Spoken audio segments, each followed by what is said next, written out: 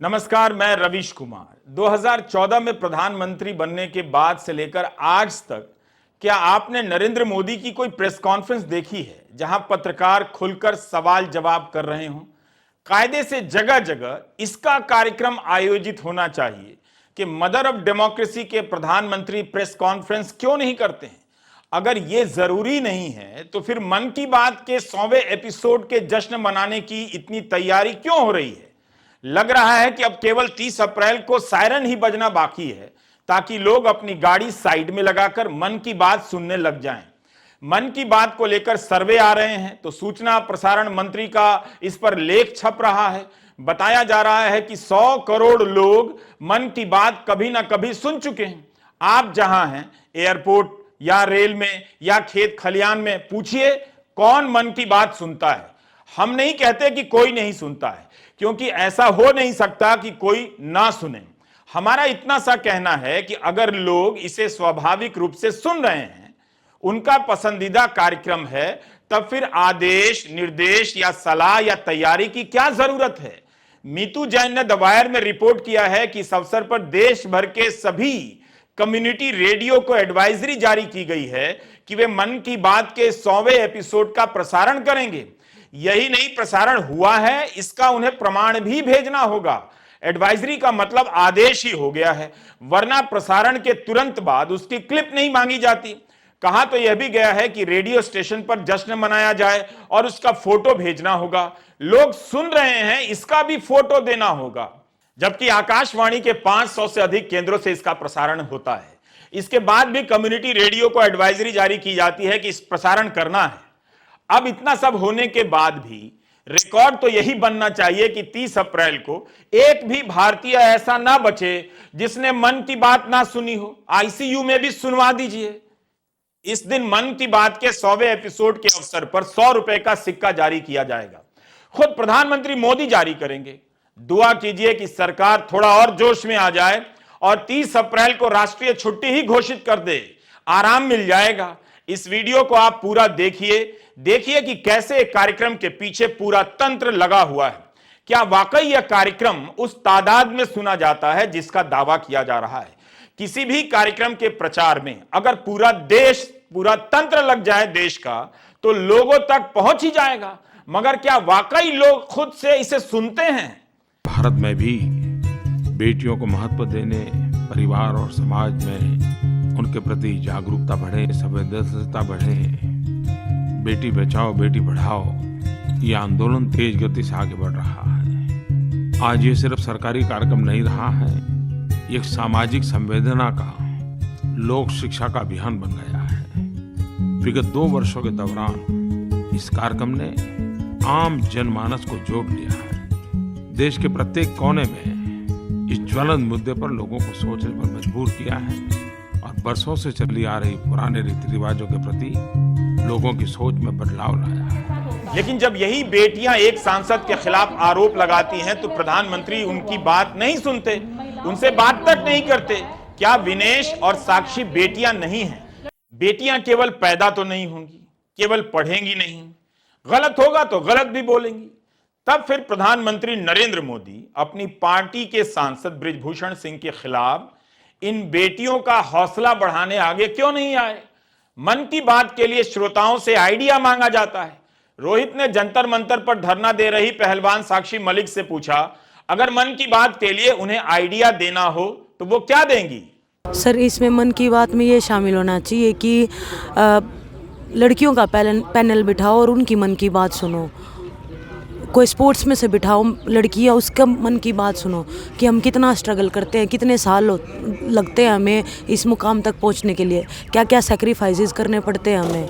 हमारी मन की बात सुनो कि मैंने एक ओलंपिक मेडल कैसे जीता है, इतनी आसानी से नहीं पहुंचा जाता वहाँ पे। तो ये मन की बात होनी चाहिए। फिर उसके बावजूद भी ये सब हो रहा है, कोई देख नहीं रहा। 4 दिन हो गए तो जैसे बड़ा ऐसा महसूस कर रहे हैं कि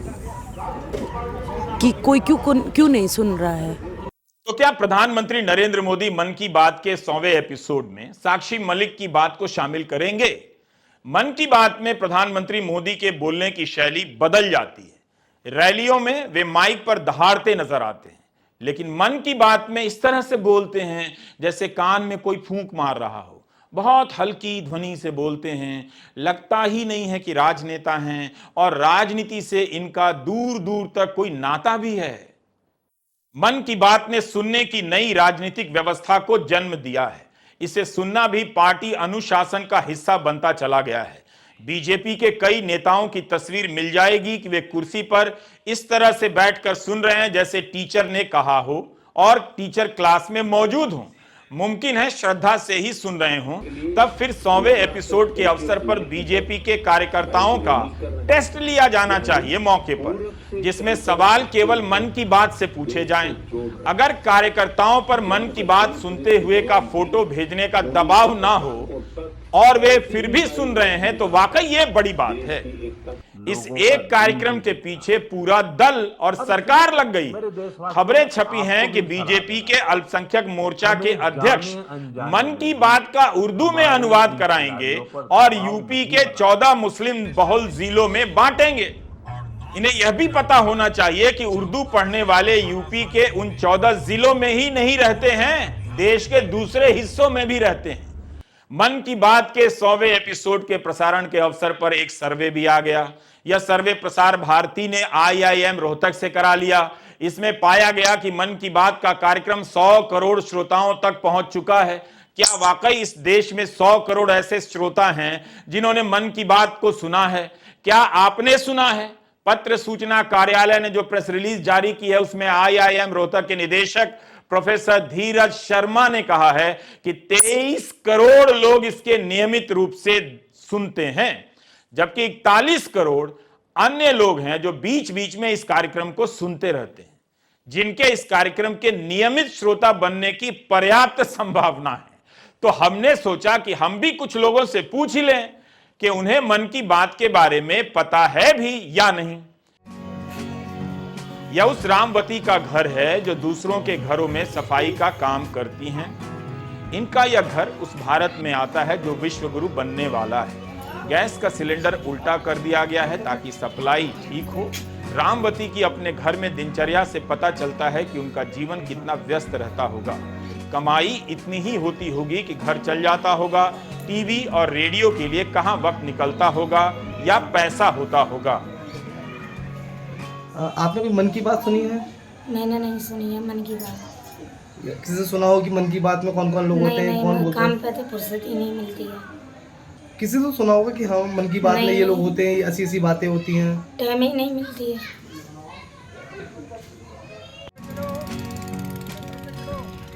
रमेश चंद्र प्याज का ठेला लगाते हैं। हर मौसम में उनकी दिनचर्या यही रहती होगी। धूप से लेकर सर्दी या बारिश में खड़े होकर प्याज या फल बेचा करते होंगे। इतना प्रचार प्रसार के बाद भी रमेश चंद्र जी तक इसकी सूचना नहीं है कि मन की बात क्या है। अभी आपने मन की बात सुनी है कि क्या होता है मन की बात? मन की बात है, हमको मालूम नहीं, आप तक हमें दुनिया में मालूम नहीं मन की बात क्या होती है। कभी किसी से सुना हो? कभी नहीं सुना है मैंने मन, पहली बार सुने मन की बात। मन की बात के बारे में मालूम नहीं है। जवाब कितना संक्षिप्त था, सवाल के साथ ही खत्म हो गया। जिन लोगों ने सर्वे में यह पाया कि 100 करोड़ लोगों ने मन की बात को सुना है, उनसे आग्रह है कि वे रामचंद्र और रामवती जैसे लोगों तक मन की बात पहुंचाने का प्रयास करें। IIM के निदेशक धीरज शर्मा जी खुद रेडियो लेकर ऐसे लोगों के घर जाएं और उन्हें मन की बात सुनाएं। निदेशक जी मैदान में उतर जाएंगे तो रिसर्चरों में उत्साह आ जाएगा, एक्साइटमेंट। बल्कि सरकार को निर्देश देना चाहिए कि सभी IIM के सभी निदेशक 30 अप्रैल को रेडियो लेकर मन की बात सुनाने किसी गांव या गरीब के घर जाएंगे और कार्यक्रम के तुरंत बाद उसका फोटो और वीडियो सीधे मंत्री जी तक पहुंचाएंगे। केवल कम्युनिटी रेडियो पर ही इस तरह का दबाव क्यों पड़े? सरकार कितना कम पैसा देती है। संसद की स्थायी समिति की रिपोर्ट है कि भारत में कम्युनिटी रेडियो मूवमेंट चल रहा है। उसके तहत 3 साल के दौरान जो फंड दिए गए हैं वो बहुत कम है और आधा भी खर्चा नहीं हुआ है। 2022-23 में 3 करोड़ 84 लाख रुपए दिए गए थे। अगर IIM के निदेशक इस तरह के अध्ययन कर रहे हैं तो ये भी करें कि रेडियो लेकर लोगों के घर जाएं, क्योंकि मन की बात केवल कम्युनिटी रेडियो तक सीमित नहीं होना चाहिए। देश के कोने कोने से लेकर स्विट्जरलैंड के जिनीवा तक में मन की बात का प्रसारण होगा। यूएन में भारत का स्थायी मिशन और दूतावास मिलकर बाकायदा पूरा कार्यक्रम करेंगे, जिसमें मन की बात के प्रसारण के बाद उस पर बातचीत होगी और उसके बाद नाश्ता मिलेगा। सपरिवार न्योता दिया गया है ना शानदार बात। मेरा मानना है कि भारत में भी कम्युनिटी रेडियो पर प्रसारण के बाद मुफ्त नाश्ते का इंतजाम किया जाना चाहिए, क्योंकि मन की बात केवल मन की बात नहीं है, राष्ट्र निर्माण का यज्ञ है। इसके सुनने से जज्बा पैदा होता है। सर्वे में निदेशक ने बताया है कि सुनने वाले 60% लोगों में राष्ट्र निर्माण के प्रति दिलचस्पी पैदा होती है। शायद इसी दिलचस्पी का असर मुझ पर भी हो रहा है कि इसे पढ़ते हुए मैं काफी सीरियस नजर आ रहा हूं। सवाल है कि जब 100 करोड़ लोगों ने मन की बात को सुना है तो बाकी के 40 करोड़ इस 8 साल में कैसे छूट गए। राम बिहारी सड़क किनारे बनी इन झोपड़ियों में रहते हैं, रोज की मजदूरी का काम है। आईआईएम के निदेशक से आग्रह है कि वे बेलदारी करने वाले राम बिहारी के घर रेडियो लेकर आएं और मन की बात सुनाएं। मन की बात आती है टीवी पर, रेडियो पर, आकाशवाणी पर, सुनी है मन की बात आपने? हमने तो नहीं सुनी, वैसा हम तो पढ़े लिखे है नहीं, हमारे पास टीवी है ना कुछ है, तो ऐसे ही पड़े रहते हैं झोपड़ियों में। लाइट तक तो है नहीं हमारे पास यहाँ। रहते कहाँ? झोपड़ियों में। ये भी नहीं मालूम कौन करता है मन की बात? आप ये मालूम है कौन करता है? हमें नहीं मालूम है, हमें तो वो चीज़ को पता नहीं, तो हम कैसे बता दें। सब्जी का ठेला लगाने वाले हरेश ने मन की बात सुनी। इसे सुनकर हमें भी अच्छा लगा कि जिस कार्यक्रम को सरकार इतना बढ़ावा देती है वो हरेश के पास पहुंचा है। हरेश को पता है कि इसमें क्या क्या बातें होती हैं।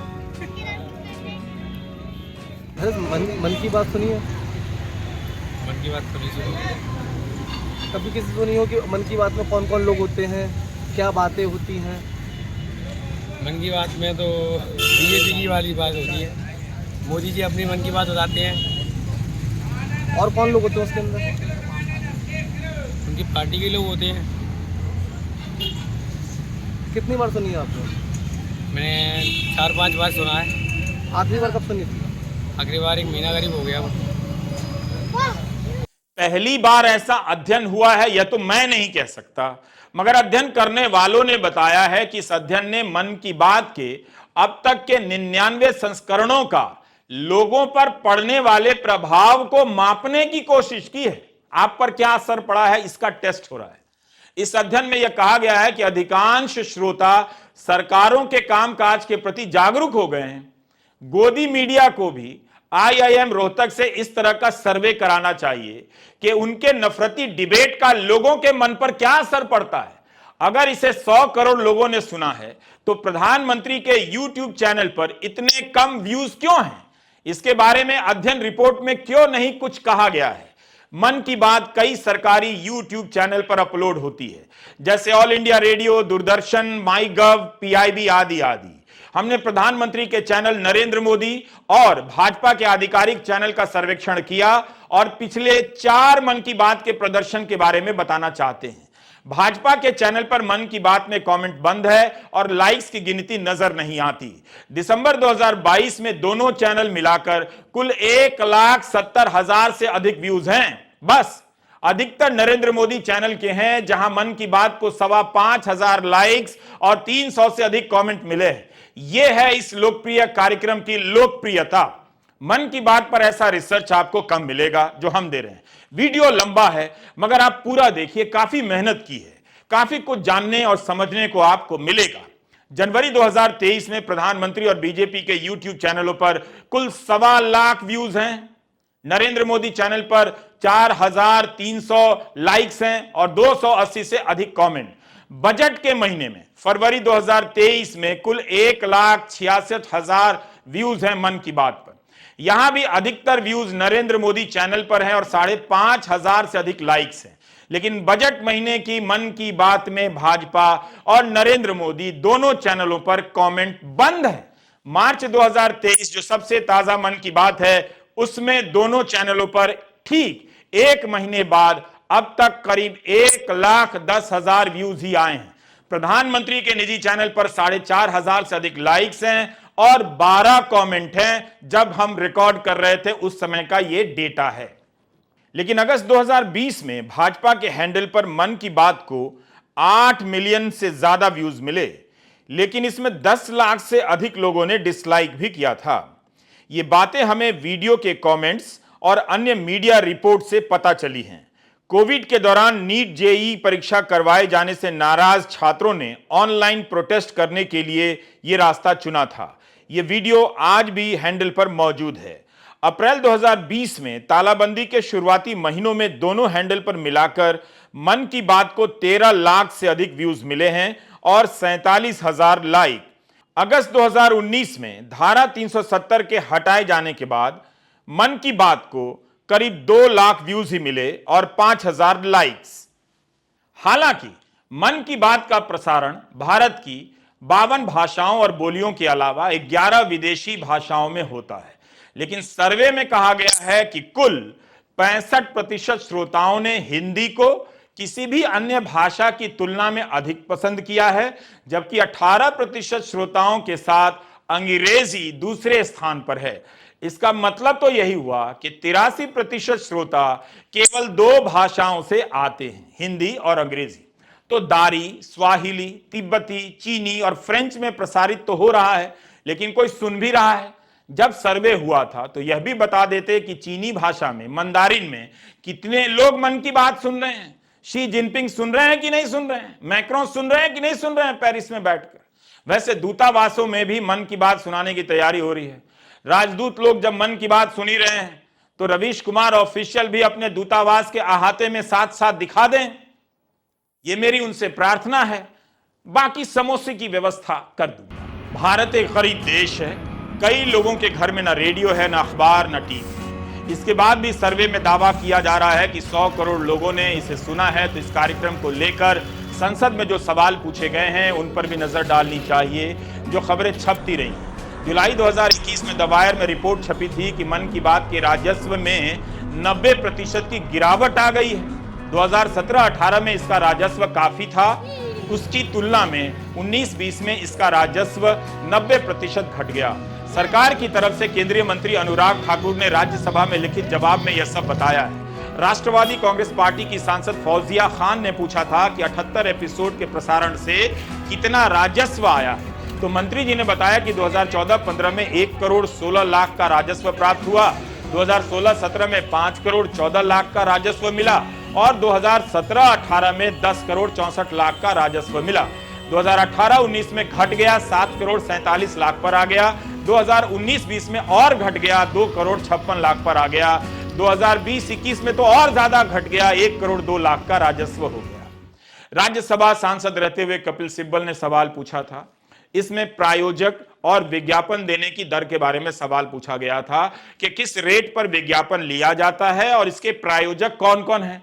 जिन लोगों ने मन की बात में विज्ञापन दिया है 2015 से 17 के बीच, उसकी एक पूरी सूची जवाब के साथ नत्थी की गई है। इन 38 प्रायोजकों की सूची में ज्यादातर केंद्र सरकार के ही विभाग हैं, मंत्रालय हैं। 11 मंत्रालयों ने मन की बात में विज्ञापन दिए हैं। पेंशन भोगियों के लिए जो विभाग है वो भी इसमें विज्ञापन देता है। आयकर विभाग, चुनाव आयोग भी इसमें विज्ञापन देता है। कुछ प्राइवेट कंपनियां भी नजर आईं, मगर बहुत ज्यादा प्राइवेट कंपनियां या बड़ी कंपनियां नजर नहीं आईं। अब यहां सवाल उठता है कि जिस कार्यक्रम को कई करोड़ लोग सुन रहे हैं, देख रहे हैं, क्या उसका विज्ञापन और राजस्व वैसा है जैसा होना चाहिए? इस पर मार्केट के एक्सपर्ट ही उचित राय दे सकते हैं। लेकिन सोचिए, मन की बात का प्रसारण कई 100 रेडियो चैनलों से होता है, दूरदर्शन के 34 चैनलों और 91 प्राइवेट चैनलों से किया जाता है प्रसारण। उसका राजस्व 10 करोड़ भी ना हो, 2.25 करोड़ हो, 1 करोड़ हो, यह ठीक तो नहीं लगता है। अनुराग ठाकुर ने संसद में बताया कि यह सबसे लोकप्रिय टेलीवाइज्ड रेडियो प्रोग्राम है। क्या यह कोई नई कैटेगरी है टेलीवाइज्ड रेडियो प्रोग्राम की?